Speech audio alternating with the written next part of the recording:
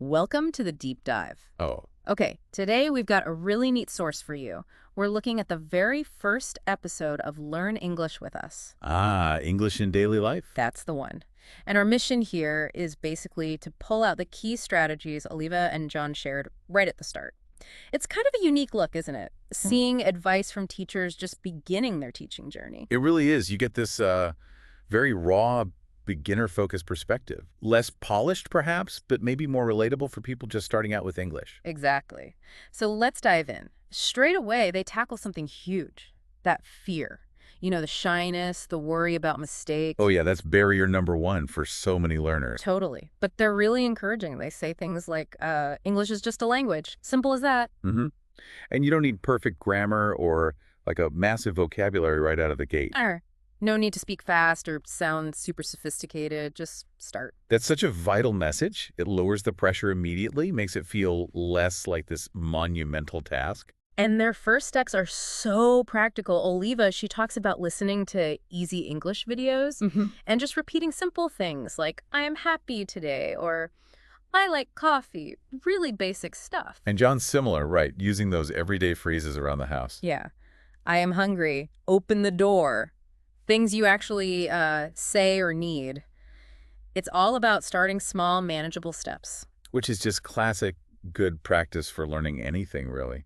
Yeah. Small wins build momentum. You get that little boost of confidence, and it makes you want to do the next small thing. Keeps you going. And they both stress actually using it, like integrating it into your day. Oliva mentions practicing with her little brother. Finding a safe space to try it out. And John, this is interesting, he talks to himself in English. Does he? Like what? Yeah, like, good morning, how are you? Or kind of planning his day. What will I do today? In English. That's actually a great technique. It forces you to start formulating thoughts directly in English rather than translating. They call it thinking in English. Helps speed things up, they reckon. Comprehension, too. It absolutely does. Moving beyond that word-for-word translation in your head is a major step towards fluency. Then there's habits. Building consistency. Oliva apparently writes a little bit every night. Oh yeah, like a diary. Sort of, yeah. Just a page about her day. Simple sentences. Today I went to the market. I bought vegetables. That kind of thing. Again, simple, consistent actions. Love it. And John messages his friends in English. That's clever. Low-pressure way to practice spelling and phrasing. Yeah, takes the performance anxiety out of it a bit, maybe. They also mention listening to slow English songs, reading the lyrics. Fun ways to learn. Songs get stuck in your head. Helps with pronunciation and rhythm, too. And resources. John suggests cartoons. Cartoons. Okay, why cartoons? Simple vocabulary, clear pronunciation. Makes sense, right? It does, actually. Yeah. Especially kids' shows. They're designed to be understood easily. Visual context helps a lot, too. Yeah, and they mention beginner YouTube channels as well. Loads of stuff out there designed for learners. Definitely. Accessible resources are key. They even boil it down to like super specific daily tips for listeners. Things like speak just 3 English sentences each morning. Okay, manageable. Watch a short, maybe 5-10 minute English video. Doable. Write 5 lines about your day. Talk to a friend in English if you can. And learn just 2 or 3 new words. See, none of that is overwhelming. Tiny, bite-sized actions you can actually fit into a busy day.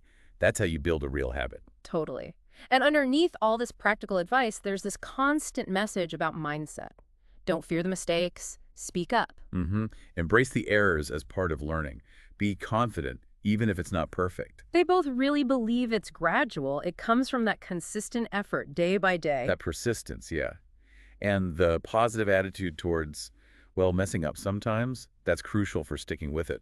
They briefly mentioned tech too, like using apps for vocab or speaking practice. Standard tools now, very helpful. And using voice typing on your phone to check if your spoken sentences make sense. Oh, that's a neat trick. Yeah. Instant feedback on your structure and maybe pronunciation. So yeah, wrapping up their first ever episode, Oliva's message is believe in yourself. Nice. And John hammers home, practice, practice, practice. It really sums it all up, doesn't it? Yeah. Belief plus consistent action. That's the core of their message. Very encouraging, very practical. It really is. This look back at their first episode just highlights how powerful that simple, actionable advice is, especially when you're just starting out. it feels achievable. Absolutely. Great foundational stuff. So maybe a final thought for you listening. Think about one small thing, just one actionable step from Oliva and John's advice today. Could you maybe incorporate that into whatever you're learning or working on?